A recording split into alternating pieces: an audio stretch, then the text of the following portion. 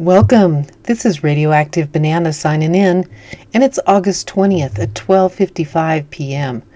And today I want to read you this article. It's by The Soapbox. It's been written by Timothy Kudo on July 12th, 2021. Blame the generals for our defeat in Afghanistan. America is finally pulling out of a losing war after 2 decades of lies and deceit from the country's military leaders. And here we have General Miller, and I don't know the other one. America's retreat from Afghanistan after nearly 20 years of war, $2 trillion in taxpayer dollars, and 2,448 dead service members is nearly complete. The top commander of U.S. forces there, Army General Austin Scott Miller, stepped down on Monday after 3 years in the role. He is not being replaced. Good riddance. We can now say that this war, in which I fought in 2010 and 11, will end in defeat.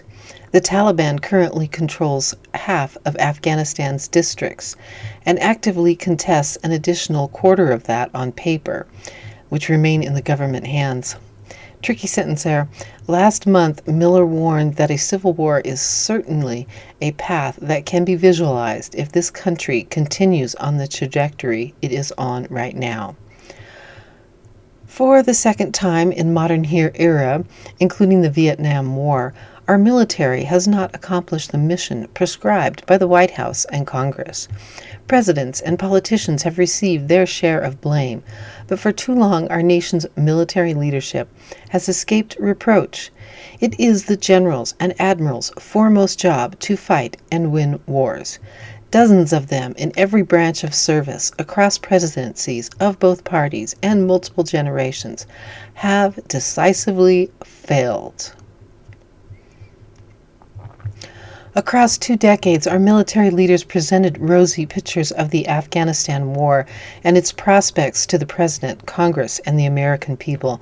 Despite clear internal debate about the validity of those assessments and real-time contradictory information from those fighting and losing the daily battle against the Taliban.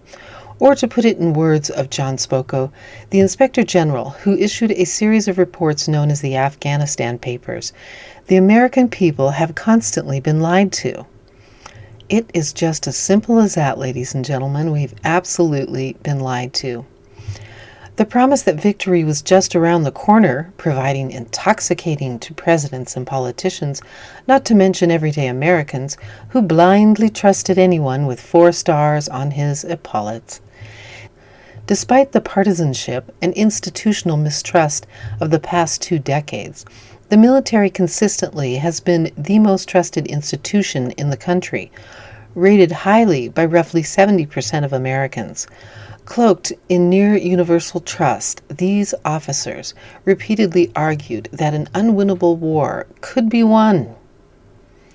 For example, when President Obama put an 18-month deadline on the surge of 30,000 troops he would announce at the end of 2009, General David Petraeus said, "The timeline was just sprung on us, and we were then asked, 'Are you all okay with that?'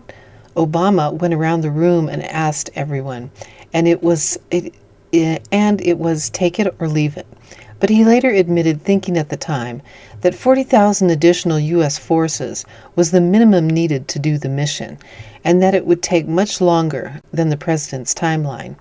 And in uniform-clad testimony to Congress, he failed to air his concerns, instead selling the war as vital to the national interest and being fought with a winning strategy. Win-win-win." He was not alone. Repeatedly, the generals in charge of this war gave misleading assessments, rather than being straight with the American people. They should have refused to distort the truth and resigned, their honor intact. That none of them did so shows the extent of the rot in our system for training and promoting flag officers. These men should have been fired like any other person who fails to do their job. During World War II, it was common for officers of all ranks to be relieved for failing to achieve military objectives.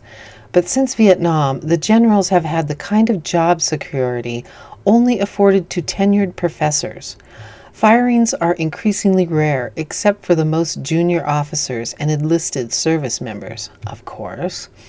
Even when a top general is replaced today, as happened with Stanley McChrystal, it is often a soft exit on terms of their own choosing. But even if the generals had believed the war was winnable and been honest about its difficulties, they still failed at their jobs. The military can only remain an honorable profession if those who partake in it are willing to accept shame as a consequence of failure. But for far too many generals, shamelessness is exactly what is required to reach the top of the flagpole.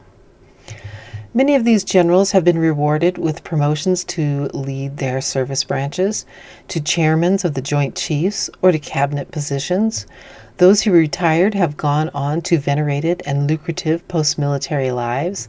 They sit on the boards of Fortune 500 corporations, are hired for six-figure speaking engagements, and bask in the glow of the nonprofit and academic communities which seek the credibility of their endorsement. Yes, I've talked about that in the last video, the government or the military making businesses, funding them, designing them in the military with our tax dollars, then leaving the military and turning these into nonprofits most often, in which you get grants from the government, our taxes, to run a nonprofit. Some of them are for-profit, but a lot of them are non-profit, which makes no sense. All right, this is not new, but it shows that we were once again repeating the mistakes of Vietnam. General William Westmoreland, the architect of that war, received similar accolades after he was promoted to Chief of Staff of the Army and later retired. As late as 1986, he was feted at the Grand Marshal of the Chicago Vietnam Veterans Parade, where more than 200,000 people marched.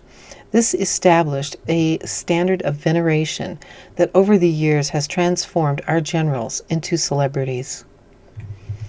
General David Petraeus, or I call Petraeus, who, along with General James Mattis, was a primary architect of our counterinsurgency approach in Iraq and Afghanistan, continues to be idolized in American culture. Petraeus broke the Uniform Code of Military Justice by cheating on his wife, an offense any lesser service member would have been harshly disciplined for, and illegally sharing classified intelligence with a reporter. And this line, and they illegally shared classified intelligence. This was the main problem. Shouldn't he have gone to jail for sharing classified information? Nah, it's just the general. Generals like Petraeus trade on the trust the American people give them to act with impunity during and after their military service because they justifiably know that they are above the law. But even an officer like Mattis, who is revered in the Marine Corps and considered one of the great military minds of his generation, should not escape culpability for our loss in Afghanistan. As a two-star general, Mattis upheld a similar standard during the Iraq invasion, when he was one of a few commanders to relieve a subordinate during wartime for failing to achieve the battlefield outcome. When he returned from deployments, he personally wrote to the families of every Marine killed under his command and drove across country to give his condolences face-to-face to families.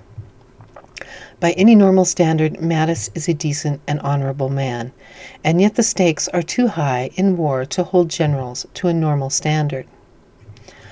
I have no doubt that the generals believe they have an obligation not to tarnish the memory of the men and women who gave their lives under their commands by speaking ill of the war or their families. After all, how can you tell a Gold Star parent that their child died for nothing?